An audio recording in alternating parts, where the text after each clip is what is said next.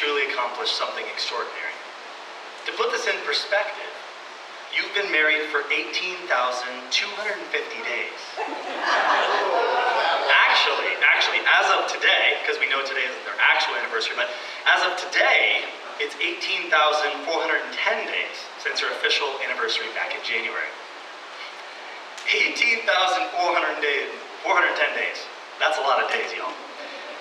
That's 18,410 days of choosing to love each other, to sacrifice for each other, more on that later, to compromise with each other, equally of course, and to communicate with each other, which I know has gotten harder over the years as Dad has chosen to speak up more, right, Mom?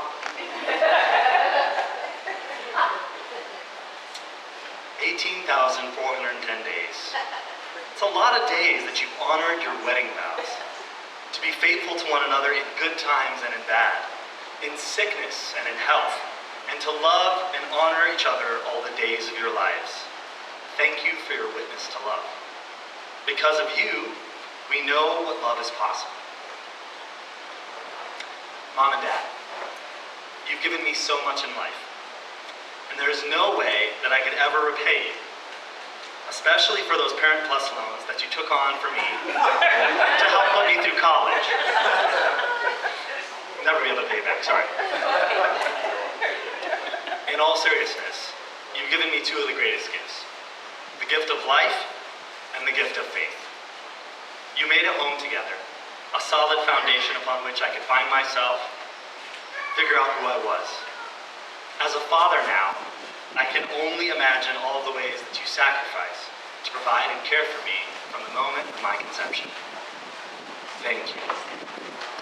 And secondly, you raised me in the Christian faith, and thus gave me the most important thing I could ever need, a relationship with the God who made me, saves me, sustains me, and draws me toward abundant life now and for eternity. That faith led me to my vocation in ministry, and that faith led me to Boston College, where I met the love of my life, Rebecca. A little wait for the crowd, Rebecca. There she is. That's Jack. Actually, John Paul Matthew, named in honor of my father as well.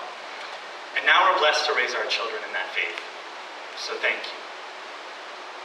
The greatest lesson that you've taught me is that love means sacrifice. Side note, as I was sitting there at Mass, I got to snap a little photo right as the altar was being prepared for Mass of the two of you kneeling.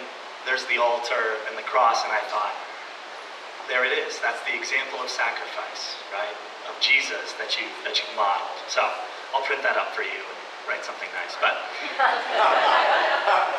Mom, you moved with Dad many times throughout the years because of his career, even choosing to stay in Minnesota with Dad when your family was moving to Ohio.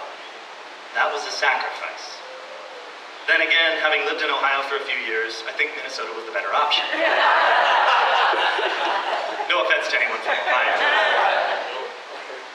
Dad, you got a chance to pay it forward in retirement by moving to Tellico Village, even though you were content back in Davenport.